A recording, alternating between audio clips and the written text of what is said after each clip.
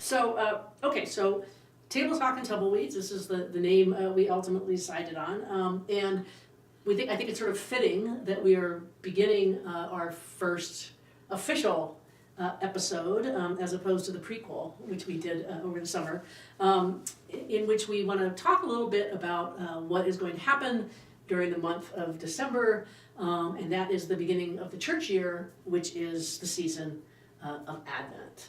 And Advent happens because it's something that we share, because Lutherans, and to somewhat lesser extent UCC, and we can talk about that in a second, are both liturgical denominations. We are. And some people, you might have heard this, it's a liturgical church that includes Catholics, Episcopalians, and also to some extent Methodists and Presbyterians, and the UCC. But, and in fact, Eastern Orthodox, there's a lot of liturgical churches in the world. What does that term mean, Josh? So liturgical has a number of meanings, but the one that we are most going to be focused on here is that things are done in rhythms. We do things not just once, but over and over, so that you can get it not just once and understand it, but into your heart, into your brain, in a way that this rhythm carries you through life. And that rhythm expresses itself in several ways, both weekly, Yep. because we have a rhythm of worship. So the rhythm of worship, we gather together, we first gather, we hear the word, we share a meal, and then we are sent out into the world to go and do. Yeah, and in our congregation, we set it up as, preparation for the word, response to the word, and then bearing the word into the world. And so that is, the kind of, the it's word. a liturgical plot, let's say. It's a liturgical plot, yeah. But it has deep historical roots. Mm-hmm. And again, almost all liturgical denominations they might put it in a little bit different order. They might put some aspects of it into different parts, Sure. right? I think you and I both start our worship preparing for the word is confession. Yes. Some places, some denominations put the confession somewhere else. Yes. Usually right before communion if they're going to do confession. Yes, that yes. Sort of thing. Yeah. I believe actually the Episcopalians here have done that. Okay. With their not cowboy church, but whatever the Campfire church. Which felt very out of place to me. Yeah. But liturgically, it does make sense because the purpose is to do that. Leave your gift at the altar. Go and reconcile with your friends before you then go to the altar. And so that makes sense. But boy, it was strange to me in that moment because within our tradition, it is the first thing you do when you come in. Actually, in the UCC, sometimes they don't do a confession at all, which always felt strange to me. And again, this is probably because of my Lutheran background. And I think that's part of what makes us, when we talk about the rhythms of liturgy, we are used to the pattern of the church. And going even to a different liturgical denomination is a little bit like listening to a cover of a favorite song. That's a right? good way to put it. It's like, oh, I know this song, and later I might come to love this cover, but the first time you hear it, it's like, well, that's wrong. Yeah, absolutely. Right? And so the response to that then is, okay, is this still the same song or have they completely done something entirely different? And I think we find within those of us who work together, it's still the same song. And it is the same song, but I think, yeah. But it matters why we do it. But a really good cover, it's the same song, but it's not. And I think that's where the analogy of talking about liturgy is important. Because liturgy is not just irrelevant. Liturgy is the way we embody our theology.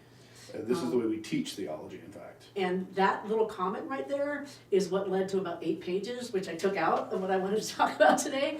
And this is because this is something to do later. Yeah, because I think that the idea, when we talk about what we share as liturgical denominations and the importance of liturgy, the fact that we're all liturgical is something we share, but how we express our various theologies, our way of being in the world through our liturgy, I think is really interesting. And I don't think it's, again, it is.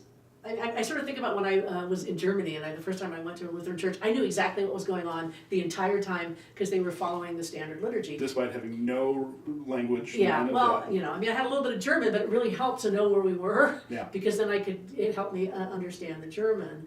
And so in that sense, it's like listening to a perfect cover of a song just in a different language.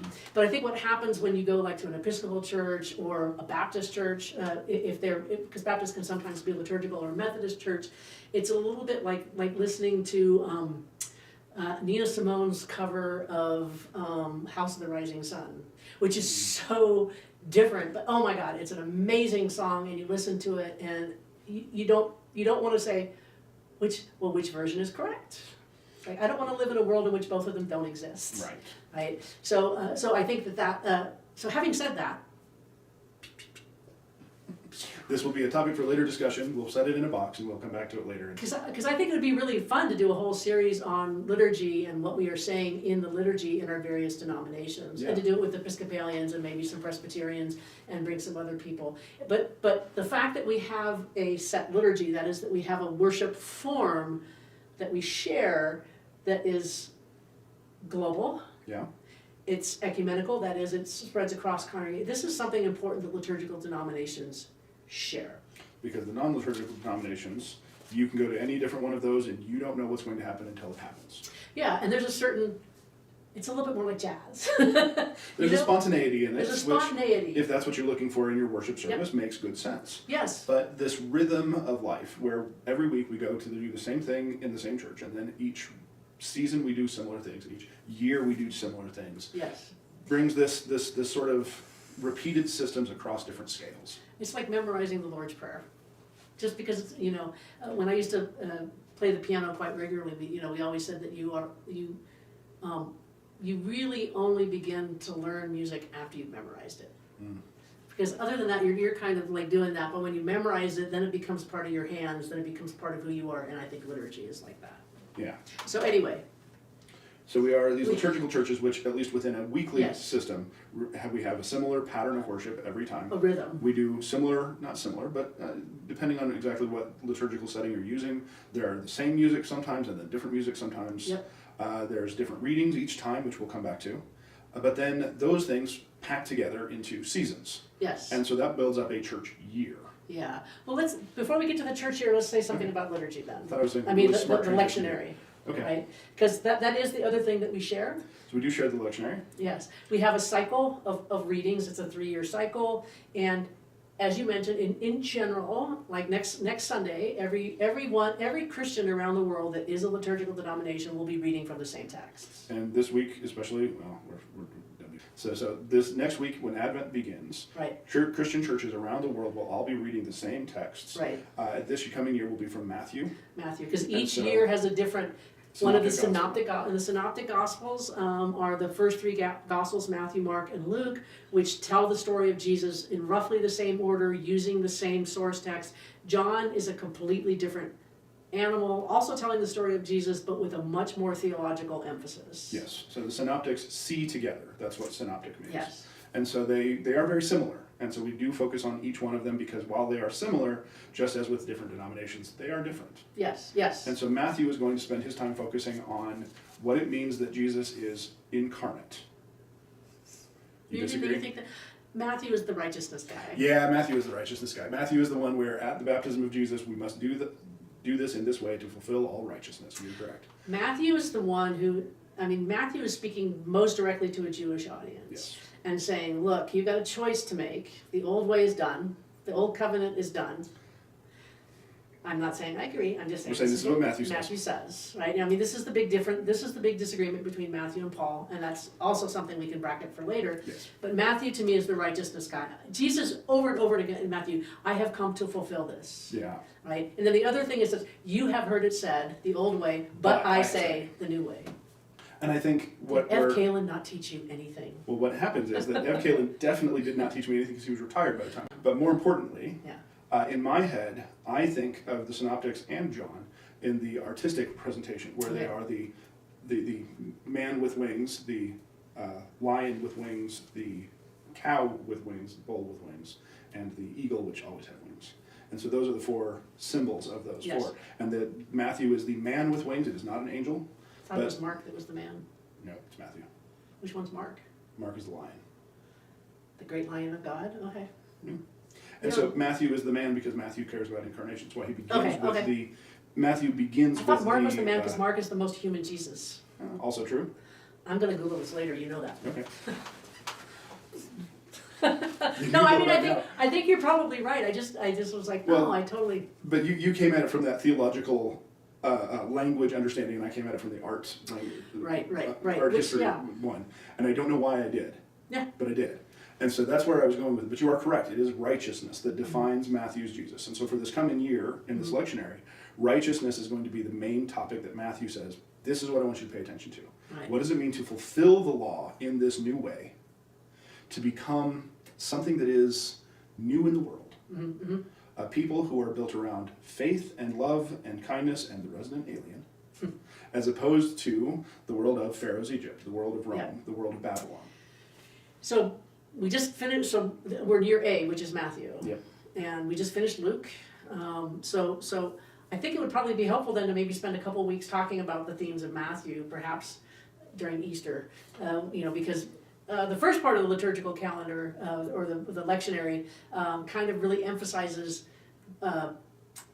common themes with a different emphasis, right? So we're gonna do Advent, then Christmas season, then Epiphany season, and then we're gonna go into Lent. And all of those, and then we start, after Lent, we go into Pentecost, and Pentecost then is typically in the lectionary, the life of Jesus. It tends to, there's options in the lectionary, but it tends to tell the stories of Jesus.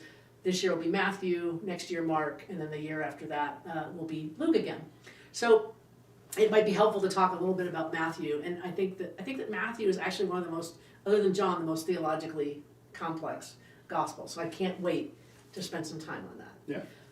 So that's the other cycle, the other rhythm that liturgical denominations share, which is the fact that we share this rhythm of readings. Yeah. And So there's the weekly, we do the same things each week. There's the yearly, we go through this entire cycle each year. And then there's the seasons inside of that year, which also have that same rhythm to them. So we have Advent first, then Christmas, then Epiphany, then Lent, then Pentecost, and then we do it all over again. Come Yes. back to Advent every time. but with a little variation, because we're using slightly different readings, except for some things you have to read John because he's the only one that talks about it. Or even Christmas. So Luke is the only one that talks about Christmas. I know. So there are certain limitations. And if you know Charlie Brown, you know Luke. You do. Now, I mean, obviously, I think that there are some values to following the liturgical cycle, and one of them is that, we talked about this as story, right? You are following the salvation story every single year. It's not just sort of whatever the preacher feels like this time. And you don't end up on that treadmill of the same 6 ones that you do Yeah. every 6 weeks. I think it also helps to have the texts push back against what's just now. Yeah. Because I think when you're preaching from current events, then you're letting current events push you. It also keeps you from avoiding texts. I don't like that one. I'm not going to read that one. We're going to skip that one. Yeah. Which has happened. Yeah. Although I am constantly amazed, and I don't know if this is just because of sort of contextual sort of stuff, that it's like, the liturgy speaks to us. The lectionary speaks to us, sometimes in surprising ways. And I think if we have an idea and we go searching in the text for a response to that idea, we tend to find the response that we want. And when you follow a lectionary, You may get a response that is not what you were expecting, yeah, but is still a powerful, theological, faithful response to a thing that maybe you would not have expected. yeah. So I think there's some value to liturgy, to the lectionary, but I think that and maybe saying this as someone who's not UCC, it's like every once in a while, no, there's something else we should talk about this Sunday, and it's not in the lectionary, or it might be in the lectionary, or Just not this you're week. bending the lectionary a little bit too much. So I think that there is a value to stepping outside of it. There can be. Although I almost never do. I can't. Mostly, I think that the lectionary is value for those of us who just can't decide. It's like, there's so many Bibles. The Bible is so big. How can I decide? It's overwhelming. I only have to choose between 4 texts, and so that is much. Yeah. So we share a common worship structure. We share a common lectionary, and what we've talked about is we share a common church cycle, a common yearly cycle that happens every year. And we've already talked about this a couple times, but Advent, Christmas, Epiphany, and we can talk about these various seasons as we come along.